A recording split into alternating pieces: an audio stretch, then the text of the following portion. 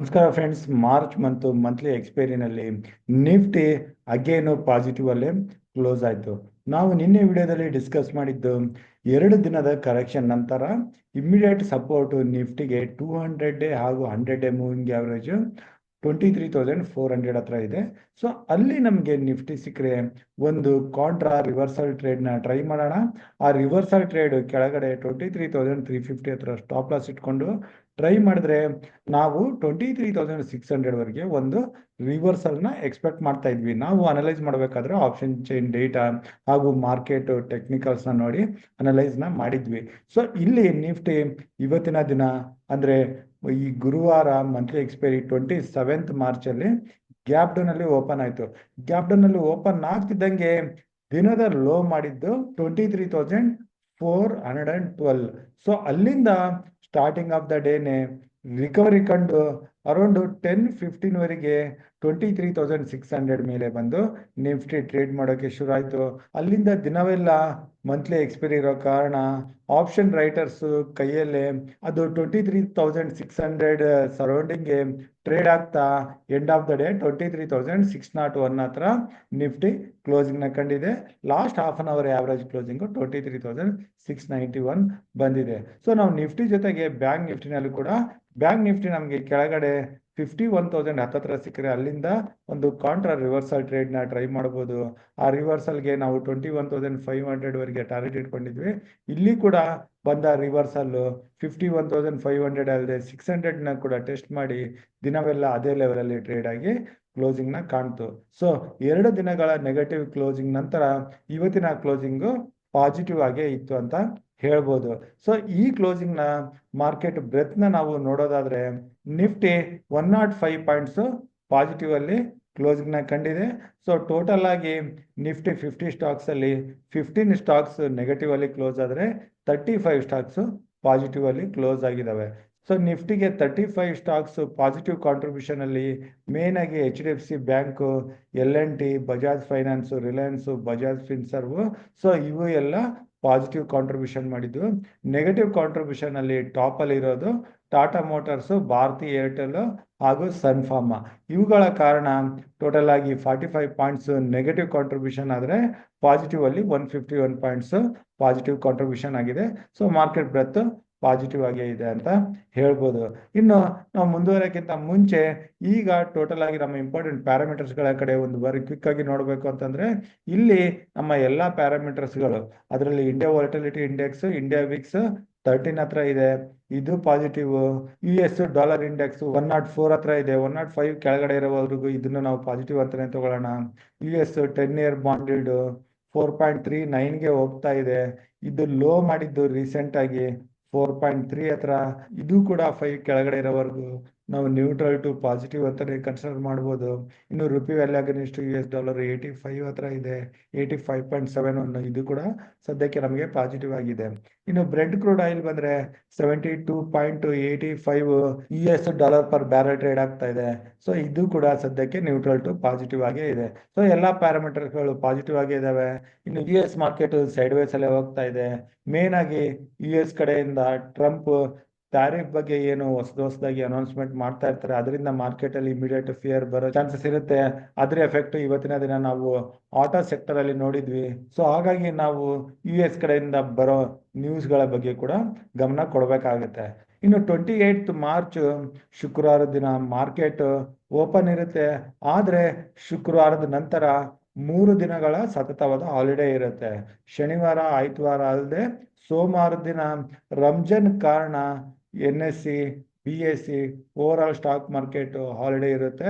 So ನಾಳೆ ದಿನ ನಾವು ಯಾವುದೇ ಟ್ರೇಡ್ನ ತಗೊಂಡ್ರೆ ಕೂಡ ಆದಷ್ಟು ನಾಳೆ ದಿನನೇ ಎಂಡ್ ಮಾಡೋದು ಒಳ್ಳೆಯದು. 3 ದಿನಗಳ ಲಾಂಗ್ ವೀಕೆಂಡ್ಗೆ ಆದಷ್ಟು ಆಪ್ಷನ್ ಬೈಯರ್ಸ್ ಆಗಲಿ ಆಪ್ಷನ್ ಸೆಲ್ಲರ್ಸ್ ಆಗಲಿ ನೇಕ್ಡ್ ಪೊಸಿಷನ್ಸ್ನ ತಗೊಂಡು ಹೋಗೋದು ರಿಸ್ಕ್ ಇರುತ್ತೆ. ಸೊ ನಿಮ್ಮ ರಿಸ್ಕಿಗೆ ಅನುಗುಣವಾಗಿ ನೀವು ಬೇಕಾದ್ರೆ ಹೆಡ್ಜಿಂಗ್ ಪೊಸಿಷನ್ಸ್ನ ತಗೊಂಡು ಹೋಗ್ಬೋದು. ಇನ್ನು ಈಗ ನಾವು 28 ಮಾರ್ಚ್ ಶುಕ್ರವಾರದ ಟ್ರೇಡಿಂಗ್ ಅನಾಲಿಸಿಸ್ ಮಾಡೋಕೆ ಶುರು ಮಾಡೋಣ.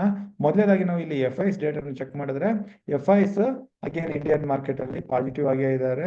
ನಿನ್ನೆ ದಿನ 26 ಮಾರ್ಚ್ ಅಲ್ಲಿ ಕೂಡ ನಿಯರ್ 2,200 crores ಅಷ್ಟು ಕ್ಯಾಶ್ ಅಲ್ಲಿ ಬೈ ಮಾಡಿದ್ರು. ಇನ್ನು ನಾವು ನಿಫ್ಟಿ ಆಪ್ಷನ್ ಚೈನ್ಗೆ ಬಂದ್ರೆ ಈಗ ನಾನು 3rd April next week expiry option chain ಅಲ್ಲಿ ಇದ್ದೀನಿ. ಇಲ್ಲಿ ನಿಫ್ಟಿಗೆ 23,600 ಹತ್ರ ಕಾಲ್ ರೇಟರ್ಸ್ ಪುಟ್ ರೇಟರ್ಸ್ ಆಲ್ಮೋಸ್ಟ್ ಸಮನ್ ಆಗಿದ್ದಾರೆ. ಕೆಳಗಡೆ 23,500 ಹತ್ರ ಪುಟ್ ರೇಟರ್ಸ್ ಹೆಚ್ಚಾಗಿದ್ದಾರೆ. ಸೊ ಇದು ಸಪೋರ್ಟ್ ಆಗಿರುತ್ತೆ. ಇನ್ನು ನಿಫ್ಟಿಗೆ ಮೇಲೆ 23,700 ಹತ್ರ 800 ಹತ್ರ ಹೈಯೆಸ್ಟ್ ಕಾಲ್ ರೇಟರ್ಸ್ ಬೀಟ್ ಆಗಿದ್ದಾರೆ. 800 ಕ್ರಾಸ್ ಆದ್ರೆ ನಿಫ್ಟಿಗೆ ಡೈರೆಕ್ಟ್ ಆಗಿ 24,000 ರೆಸಿಸ್ಟೆನ್ಸ್ ಇಲ್ಲಿ ಕಾಣಿಸ್ತಾ ಇದೆ. ಇದನ್ನ ಇಟ್ಕೊಂಡು ನಾವು ನಿಫ್ಟಿನಲ್ಲಿ ಪೊಸಿಷನ್ ತಗೋಬೇಕು ಅಂತಂದ್ರೆ ಇಲ್ಲಿ ನಾವು ನಿಫ್ಟಿನಲ್ಲಿ ಮೇಲೆ ಈ ಲೆವೆಲ್ ನ ಮಾರ್ಕ್ ಮಾಡ್ಕೋಬೇಕಾಗತ್ತೆ. ಅದು ಇವತ್ತಿನ ದಿನದ ಅಂದ್ರೆ 27th ಮಾರ್ಚ್ ಹೈ 23,645 ಬರ್ತಾ ಇದೆ.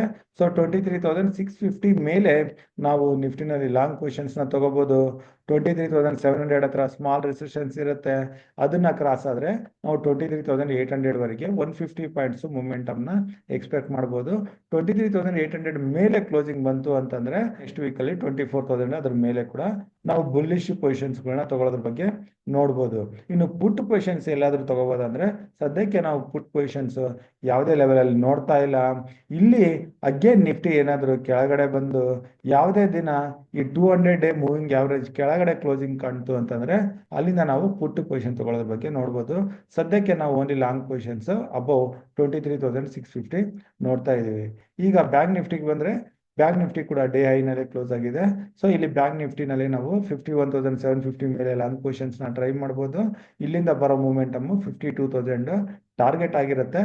ಸೊ ಅಲ್ಲಿಂದ ಅಗೇನ್ ಬ್ಯಾಂಕ್ ನಿಫ್ಟಿ 52,100 ಮೇಲೆ ಸಸ್ಟೈನ್ ಆಯ್ತು ಅಂತಂದ್ರೆ ಅಲ್ಲಿಂದ ನೆಕ್ಸ್ಟ್ ಒಂದ್ ಸೈಡ್ ಅಪ್ ಮೂವ್ ಬರೋ ಚಾನ್ಸಸ್ ಇರುತ್ತೆ. ಸೊ ಇದನ್ನ ನಾವು ಮಾರ್ಕ್ ಮಾಡ್ಕೋಬೇಕಾಗತ್ತೆ. ಇನ್ನು ಬ್ಯಾಂಕ್ ನಿಫ್ಟಿ ಏನಾದ್ರು 51,700 ಕೆಳಗಡೆನೆ ಟ್ರೇಡ್ ಆಗ್ತಾ ಇದ್ರೆ ಯಾವುದೇ ಲೆವೆಲ್ ಅಲ್ಲಿ ನಾವು ಪುಟ್ ಅಥವಾ ಕಾಲು ಯಾವುದೇ ಪೊಸಿಷನ್ ತಗೊಳ್ಳೋದ್ರ ಬಗ್ಗೆ ನೋಡ್ತಾ ಇಲ್ಲ. ಇನ್ನು ನಾವು ಸೆಲೆಕ್ಟ್ ಮಿಡ್ ಕ್ಯಾಪ್ ನಿಫ್ಟಿಗೆ ಬಂದ್ರೆ ಸೆಲೆಕ್ಟ್ ಮಿಡ್ ಕ್ಯಾಪ್ ನಿಫ್ಟಿ ನಾವು ನಿನ್ನೆ ವಿಡಿಯೋದಲ್ಲಿ ಡಿಸ್ಕಸ್ ಮಾಡ್ದಂಗೆ 51,500 ಇದೇ ಲೆವೆಲ್ ಅಲ್ಲಿ ಟ್ರೇಡ್ ಆಗಿ ಕ್ಲೋಸ್ ಆಯ್ತು. ಇಲ್ಲಿ ಯಾವುದೇ ಮೂಮೆಂಟಮ್ ಬಂದಿಲ್ಲ. So starting of the day may be like gap down ಆದ್ಮೇಲೆ ಆ ರಿಕವರಿ 11,500 ಹತ್ರ ಬಂದ್ಮೇಲೆ ಆಲ್ಮೋಸ್ಟ್ ಸೈಡ್ ವೇಸ್ ಅಲ್ಲೇ ಹೋಯ್ತು. ಸೊ ಇಲ್ಲಿ ನಾವು ಸ್ವಲ್ಪ ಅಗ್ರೆಸಿವ್ ಲಾಂಗ್ ಪೊಸಿಷನ್ ತಗೊಳಕ್ಕೆ ನೋಡ್ಬೋದು.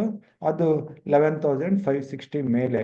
ಸೊ ಇಲ್ಲಿ ನಾವು ಸೆಲೆಕ್ಟ್ ಮಿಡ್ ಕ್ಯಾಪ್ ನಿಫ್ಟಿ 11,560 ಮೇಲೆ ಟ್ರೇಡ್ ಆಗಿ ಶುರು ಆದ್ರೆ ಇಲ್ಲಿಂದ ಲಾಂಗ್ ಪೊಸಿಷನ್ ತಗೊಂಡ್ರೆ ನಾವು ಟಾರ್ಗೆಟ್ ಮೇಲೆ 11,800 ವರೆಗೂ ಮೂಮೆಂಟಮ್ ನ ಎಕ್ಸ್ಪೆಕ್ಟ್ ಮಾಡ್ಬೋದು. ನಾವು ಈ ಶುಕ್ರವಾರದ ಕ್ಲೋಸಿಂಗ್ ನಂತರ ನೆಕ್ಸ್ಟ್ ವೀಕಿಗೆ ನಾವು ಪೊಸಿಷನ್ಸ್ ನ ತಗೊಂಡು ಹೋಗ್ಬೇಕು ಅಂತಂದ್ರೆ ಹೆಡ್ಜ್ ಪೊಸಿಷನ್ಸ್ ನ ತಗೊಂಡು ಹೋಗೋದು ಒಳ್ಳೇದು. ಸೊ ಇದು ನಿಫ್ಟಿ ಬ್ಯಾಂಕ್ ನಿಫ್ಟಿ ಹಾಗೂ select mid cap Nifty trading levels ಆದವು. ಇನ್ನು ಇವತ್ತಿನ ದಿನ 27th ಮಾರ್ಚ್ ನಾವು ನಮ್ಮ ಟುಡೇಸ್ ಇನ್ವೆಸ್ಟ್ಮೆಂಟ್ ಟೆಲಿಗ್ರಾಮ್ ಗ್ರೂಪ್ ಅಲ್ಲಿ ಇವತ್ತಿನ ಸ್ಟಾಕ್ ಆಫ್ ದ ಡೇ ಝೊಮ್ಯಾಟೋನ ಕೊಟ್ಟಿದ್ವಿ ಡೇ ಹೈನಲ್ಲಿ ಬೈ ಮಾಡೋದಕ್ಕೆ. ಸೊ ಇದಕ್ಕೆ ಕಾರಣ ಅಂತಂದ್ರೆ ಝೊಮ್ಯಾಟೊ ನಾಳೆಯಿಂದ ನಿಫ್ಟಿ 50 ನಲ್ಲಿ ಇನ್ಕ್ಲೂಡ್ ಆಗೋದಿದೆ. ಸೊ ಅದಕ್ಕಾಗಿ ಅದರಲ್ಲಿ ಫಂಡ್ ಇನ್ಫ್ಲೋ ಆಗೋ ಕಾರಣ ನಾವು ಝೊಮ್ಯಾಟೊನಲ್ಲಿ ಒಂದು ಒಳ್ಳೆ ಮೂಮೆಂಟಮ್ ನ ಎಕ್ಸ್ಪೆಕ್ಟ್ ಮಾಡ್ತಾ ಇದ್ವಿ. ಆದ್ರೆ ಸ್ಟಾರ್ಟಿಂಗ್ ಆಫ್ ದ ಡೇ ಮೊದಲೇನೆ 15 ನಿಮಿಷದ ನಂತರ ಅಗೇನ್ ಹೈನ ಝೊಮ್ಯಾಟೊ ಯಾವುದೇ ಲೆವೆಲ್ ಅಲ್ಲಿ ಕ್ರಾಸ್ ಆಗ್ಲಿಲ್ಲ. ಹಾಗಾಗಿ ನಾವು ಇಲ್ಲಿ ಯಾವುದೇ ಪೊಸಿಷನ್ಸ್ ನ ತಗೊಳ್ಳಿಲ್ಲ. ಆದ್ರೆ ಇಲ್ಲಿ ದಿನದ ಕೊನೆಯಲ್ಲಿ ಒಂದು ರಿಕವರಿ ಬಂದು 206 ಹತ್ರ ಕ್ಲೋಸಿಂಗ್ ನ ಕಂಡಿದೆ.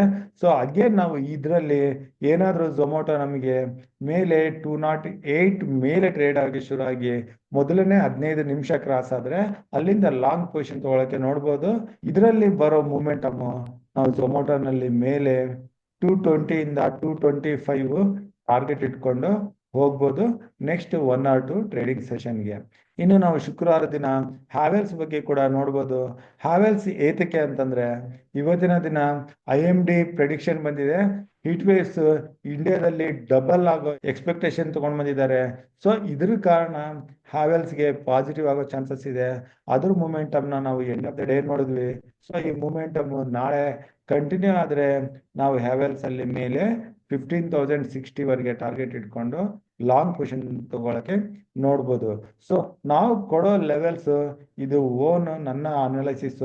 ನೀವು ಕೂಡ ನಿಮ್ಮ ಕಡೆಯಿಂದ ಅನಾಲಿಸಿಸ್ ಮಾಡಿ ನಿಮ್ಮ ಫೈನಾನ್ಷಿಯಲ್ ಅಡ್ವೈಸರ್ಸ್ ಇದ್ರೆ ಅವ್ರ ಹತ್ರ ಕನ್ಸಲ್ಟ್ ಮಾಡಿ ಪೊಸಿಷನ್ಸ್ ನ ತಗೊಳ್ಳಿ. ಸೊ ಇಷ್ಟು ಹೇಳ್ತಾ ಇವತ್ತಿನ ವಿಡಿಯೋ ಇಲ್ಲಿಗೆ ಮುಗಿಸ್ತಾ ಇದ್ದೀನಿ. ನಾನು ಕೊಟ್ಟಿರೋ ಮಾಹಿತಿ ನಿಮ್ಗೆ ಇಷ್ಟ ಆದಲ್ಲಿ ಲೈಕ್ ಮಾಡಿ, ನಿಮ್ಮ ಫ್ರೆಂಡ್ ಸರ್ಕಲ್ ಅಲ್ಲಿ ಶೇರ್ ಮಾಡಿ, ನಮ್ಮ ಯೂಟ್ಯೂಬ್ ಚಾನಲ್ನ ಸಬ್ಸ್ಕ್ರೈಬ್ ಮಾಡಿ ಹಾಗೂ ಈ ವಿಡಿಯೋಗೆ ಕಮೆಂಟ್ ಮಾಡೋದನ್ನ ಮರಿಬೇಡಿ. ಇನ್ನು ನಮ್ಮ ಮುಂದಿನ ವಿಡಿಯೋ ಸಿಗೋವರೆಗೂ ನಿಮಗೆಲ್ಲ ನನ್ನ ಕಡೆಯಿಂದ ಧನ್ಯವಾದಗಳು. Thank you.